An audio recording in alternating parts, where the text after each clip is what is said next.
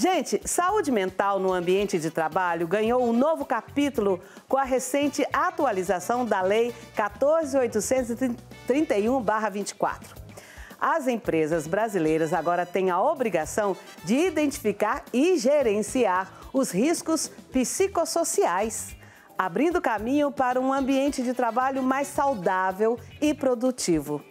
Para nos ajudar a entender melhor essa nova legislação e seus impactos, eu recebo a neuropsicóloga Fabiane Fagundes. Fabiane, minha querida, Lindinha, que seja bem-vinda.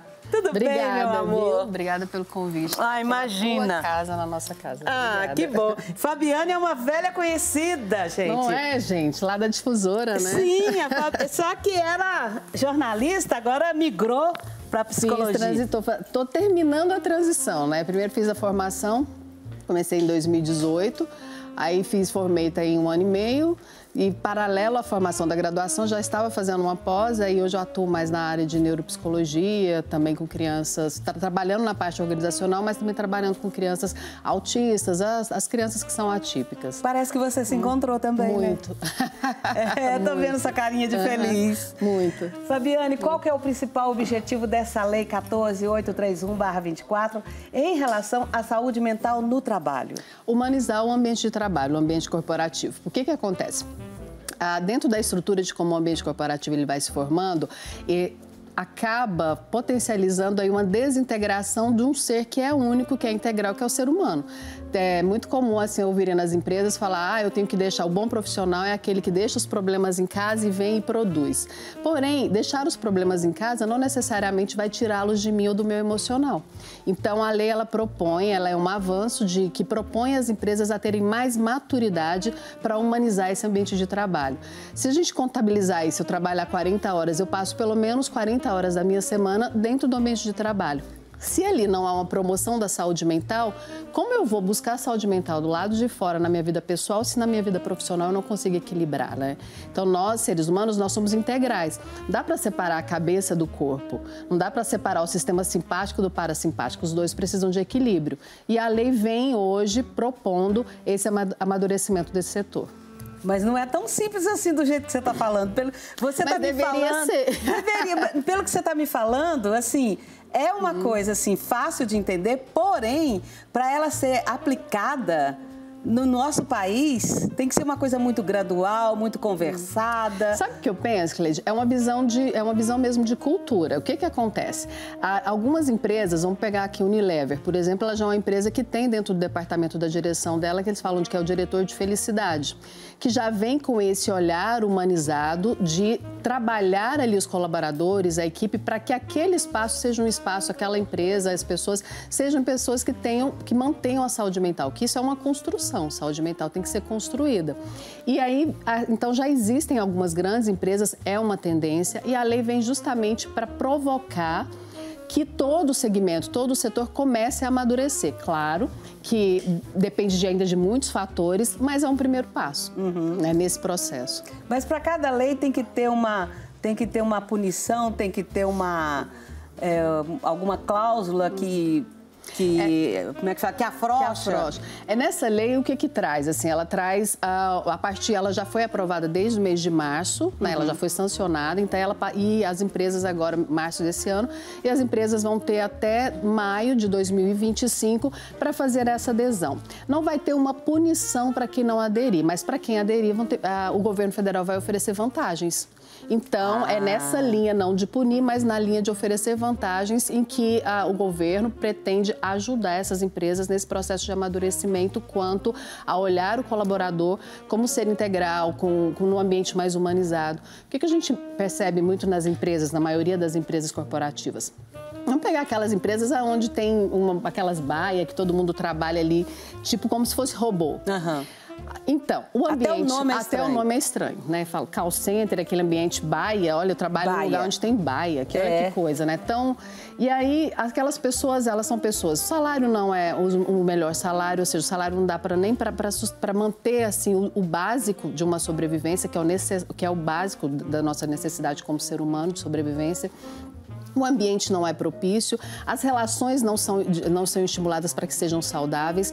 E aí, como é que uma pessoa, a gente vai esperar ou vai cobrar uma produtividade, a gente vai cobrar uma evolução, um trabalho ou um progresso dessa pessoa em que ela já está nesse sistema tão adoecido? Então, é um primeiro passo no sentido de que começa a ter um olhar mais humano para esse ser. E por meio de eu ofereço vantagens para que você mude. Por que é importante também mudar, gente? O que acontece? Vamos pegar as gerações agora. Nós, a minha geração, a sua, eu que fiz essa transição de carreira, estou sentindo na pele o quanto é difícil mudar essa cultura, essa visão de CLT para empreender. Porém, se a gente começar a conversar com os adolescentes hoje, a galerinha 12, 13, 15, 16 anos, eles já vêm com a questão do empreendedorismo mais amadurecido.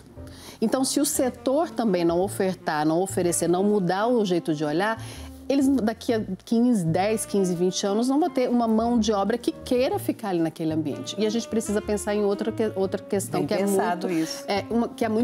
está muito visível. Inteligência artificial. A inteligência artificial ela está vindo substituir esse operacional. E nesse ambiente operacional, isso que isso provoca no cidadão? Provoca uma busca por mais conhecimento. Quanto mais conhecimento eu tenho, menos eu aceito ser maltratado. Menos eu aceito trabalhar num ambiente onde não me ofereça o mínimo, né, nem estou falando de conforto, o mínimo mesmo de dignidade. Então, é claro, essa lei vem provocar esse amadurecimento e esse amadurecimento ele é necessário. Porque o empresário, enfim, que ele não ficar alerta e não observar isso e não aderir, ele daqui a pouco, daqui 5, 10, 20 anos, ele já tem e vai ter muito mais problema, inclusive para ter mão de obra. Eu estive observando uma empresa, que eu não vou citar o nome, que na época da pandemia trabalhou o home office. E essas pessoas que trabalharam home office, elas trabalharam muito melhor, elas produziram muito mais e muito mais em termos de qualidade e de horas também. Porque ela tinha a flexibilidade de estar trabalhando de pijama, de ir no banheiro, no seu próprio banheiro, de ir lá na cozinha, tomar uma água, tomar um café, voltar. Então, elas produziram mais. Aí, quando acabou a pandemia, ficou misto. Metade aqui, home office, metade presencial. Agora está todo mundo presencial e está todo mundo adoecido. Justamente. Olha o tanto que é interessante você trazer essa questão. A pandemia veio nos mostrar o quanto, assim, esse sistema da maneira que se mantém, ele é paternalista de uma forma negativa no quê? Eu controlo seu horário, você tem horário para levantar para ir ao banheiro, tem horário... E assim, e o quanto está produzindo? A produção está sendo efetiva? Porque o que a empresa, né, o mundo corporativo busca é a questão do eu produzo para ter lucro, essa é a visão capitalista do sistema. Mas quem faz essa roda girar são pessoas. Uhum. Então, qual é o maior patrimônio, então, realmente da empresa? É o produto que eu vou lançar ou é a pessoa que faz esse produto para o mercado? Ou que cria esse produto? Então, ter esse olhar. E aí, na pandemia, por conta de todo o contexto, né, do cenário da época, as pessoas tiveram mais liberdade de estar ali. Então, primeiro, eu vejo como dois fatores muito importantes. Mostrou pra gente que eu não preciso de alguém para me guiar, eu sei fazer só, então depende de mim, da minha responsabilidade. Quando a gente dá autonomia para o outro, ele mostra realmente a que veio e a competência que ele tem de forma muito mais potencializada. E eu me senti mais valorizado, porque me deram autonomia. Quando dentro de um ambiente de trabalho muito adoecido, assim, onde não se dá autonomia, e se não se dá autonomia porque são pessoas também, né, líderes que têm que ter o controle, e aí são por vários fatores que, se a gente for conversar sobre isso aqui, a gente vai ficar até amanhã, mas o funcionário, o colaborador, ele passa a não entender que eu não tenho tanto valor aqui. Aí ele não veste a camisa. Tem empresa que fala assim, mas eu quero funcionário que vista a camisa. Ok, mas o quanto de autonomia, de responsabilidade, de credibilidade você está dando para o seu colaborador? Essa situação é tão interessante que quando a pessoa tem autonomia, bom, já que não tem ninguém me vigiando, que não tem ninguém me delegando nada, eu vou ter que fazer o melhor de mim. E se tiver alguém me delegando, eu divido as responsabilidades. Ou seja, eu não estou fazendo isso porque você não me falou que era para fazer. Justamente. Não é mais ou menos isso? É mais ou menos isso, essa leitura. Tem gente que está ouvindo e fala assim, aí você falou, é muito bonito falar, não sei o quê. Aí eu falei, deveria ser fácil, não deveria ser. Por quê? Porque começa na base. Quando essas pessoas que vão para o mercado de trabalho, elas estão ali, elas passam por uma base, a base da educação. Então, se há um olhar, onde na educação não se aprende somente a parte literal, no sentido de teorias, mas se aprende também a prática do dia a dia, fazendo aquela criança se tornar um adolescente safo, que entenda de mercado, que entenda de computador, que entenda de inteligência artificial, que entenda um contexto corporativo, ele vai ser um outro funcionário. Então, assim, a autonomia já começa na criação. Ali na adolescência, se dá autonomia, se você ensina esse adolescente a ter autonomia e responsabilidade, eu trabalho com adolescente também, eu costumo dizer para eles assim, que eles querem muita liberdade, né? Eu falo, gente, liberdade está de mãozinha dada com a responsabilidade. Sim. É impossível você querer liberdade e não querer a responsabilidade dos seus atos. Então, se a gente começa a ter esse olhar na base mesmo da educação para essas crianças, com esses adolescentes, a gente vai ter também um mundo corporativo mais saudável, no sentido de que não vai ter só aquela questão só da competição. Porque o que a gente vê muito assim nas empresas tem que competir. Põe lá, funcionário do mês. Gente, isso não incentiva nada, isso incentiva uma competição adoecida, que potencializa ainda mais o adoecimento mental. A gente vê isso nas grandes lojas aí de departamento, lojas pequenas de shopping. Call center, lojas pequenas de shopping. Então, assim, é um jeito de valorizar, desvalorizando o outro. A psicologia positiva traz muito essa questão de você valorizando todos, valorizando o conjunto, né? E com isso veio a palavra que eu tô achando ela maravilhosa, sororidade. Sororidade. O tanto que essa palavra, ela é tão significativa e o tanto que ela ajuda a nós, mulheres, a entendermos e unirmos e não nos afastarmos, né? A sororidade dentro do universo feminino tem uma construção histórica para que mantenha essa competição no universo feminino, né? E aí isso precisa ser desconstruído, porque tem uma questão histórica, então ainda se vê mulher criticando outra mulher pela aparência, pelo cabelo, pela fala, enfim. Mas tem uma questão histórica. Que traz uma dor interna muito grande. E aí a palavra vem a sororidade, a gente está trazendo para o universo feminino, mas isso cabe no universo corporativo também. Sim. Então, assim, sororidade e equidade. São duas palavras que cabem muito nesse universo corporativo, que se eu tenho mais potencial ou recebi mais oportunidades, ou seja, como eu tenho um meme que eu vi que representa bem essa metáfora. Se eu sou uma girafa, tenho um muro alto, e eu sou uma girafa e meu pescoço consegue enxergar o horizonte, mas eu estou ao lado de um leão, o leão não deixa de perder a força dele porque ele é leão, mas ele não está conseguindo enxergar o que eu estou enxergando porque eu sou girafa. É preciso dar um banquinho para esse leão subir para a gente conseguir enxergar na mesma igualdade, na mesma direção. Então, a equidade dentro do universo corporativo é muito importante de você olhar, aí a lei vem justamente nesse sentido também, de prevenir, identificar e ofertar, para que essas pessoas consigam realmente trazer e ficarem no mesmo patamar. Quando o Brasil conseguir construir isso, aí a gente pode falar em meritocracia. Antes disso, é impossível falar em meritocracia. Para as pessoas que estão nos vendo agora entender, e que tem muita gente que ainda confunde as coisas, principalmente as pessoas que ainda vivem naquele tempo preso lá em 1970. Pois saia, gente, que nós estamos com inteligência artificial aí, saia desse universo. Quando fala em problemas mentais, saúde mental, a pessoa já pensa pro outro lado. Pensa que tem que ser internado num sanatório, coisa que não existe mais, graças a Deus.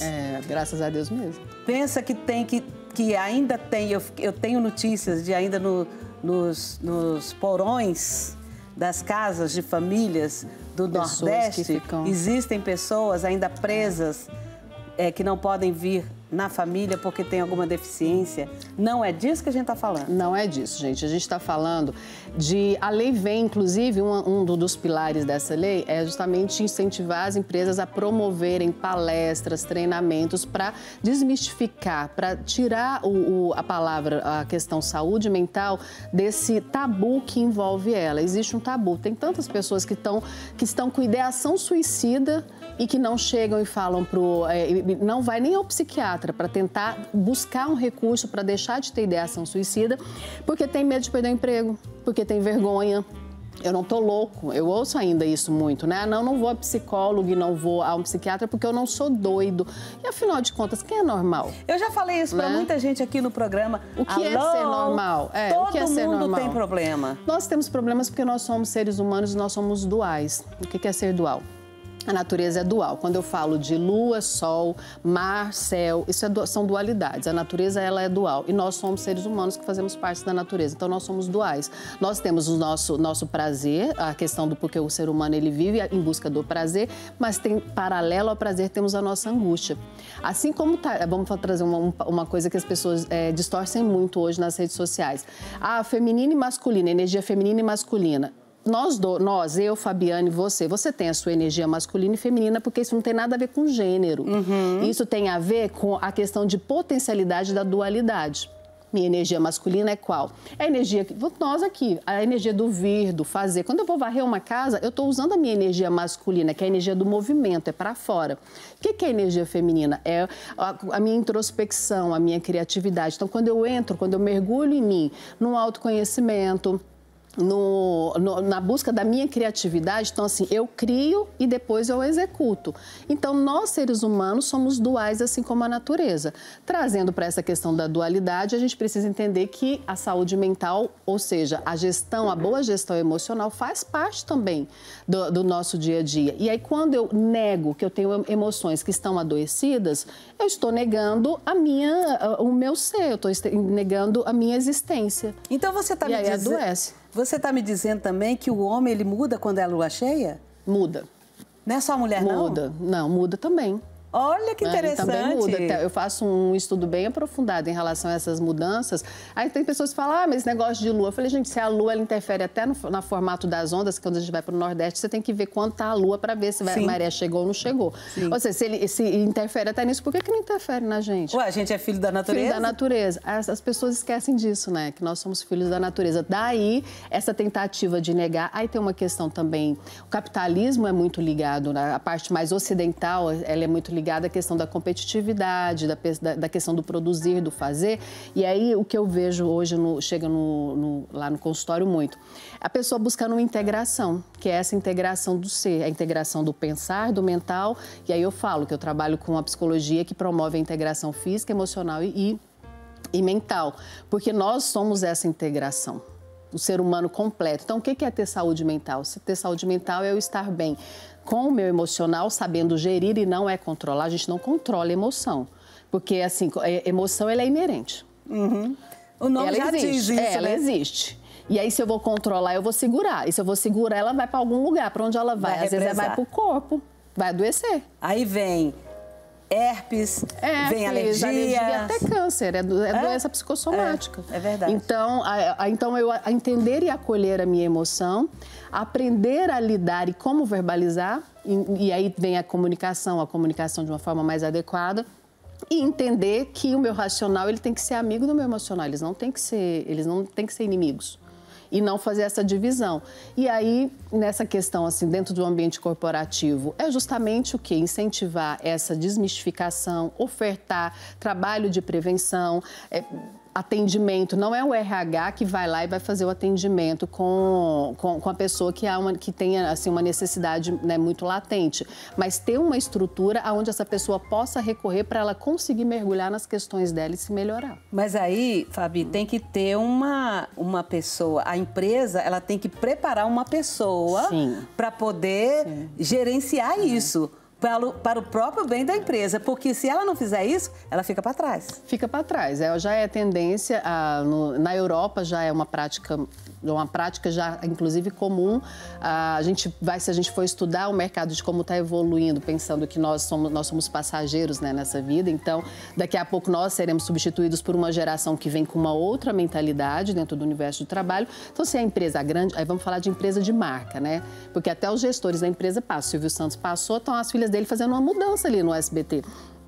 E então a gente percebe o quê? Que as pessoas, mas as gerações vão vindo, as novas gerações vão vindo, e aí o mercado vai ter que ir se adaptando para essas novas mentalidades. A lei, aqui, essa lei que vai, né, agora passa a ser obrigatória a partir de maio de 2025, é justamente o primeiro passo nesse processo de amadurecimento. Eu vejo com bons olhos, porque eu venho do mundo corporativo, hoje eu trabalho com clínica, tudo, mas até o ano passado eu ainda estava dentro do mundo corporativo também.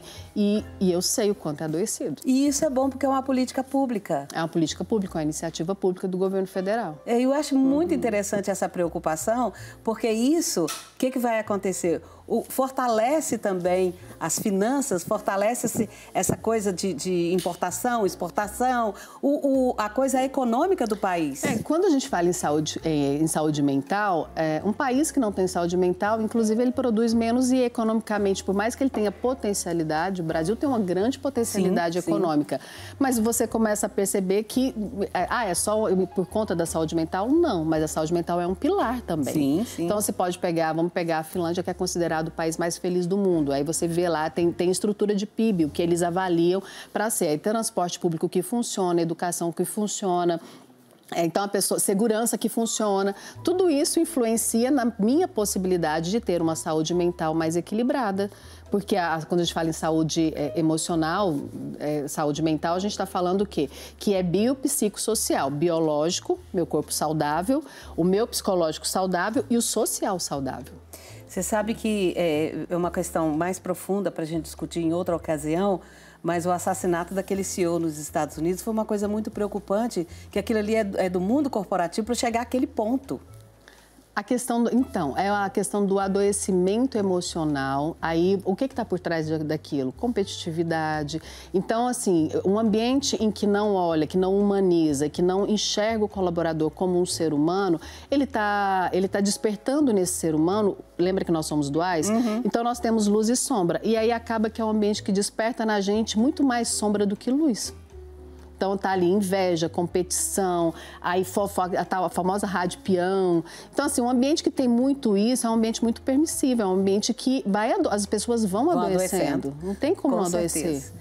Vamos aprofundar mais nesse assunto da próxima vez. Adorei. Você volta aqui? Volto. Obrigada pelo convite mais uma vez. Obrigada a vocês também, espectadores aqui do programa. Para mim é uma memória afetiva muito linda estar aqui, né? Comecei como estagiária lá na Difusora e hoje estar aqui falando com vocês. Então, muito obrigada pela oportunidade mesmo. Você está de parabéns, está lindona. Obrigada.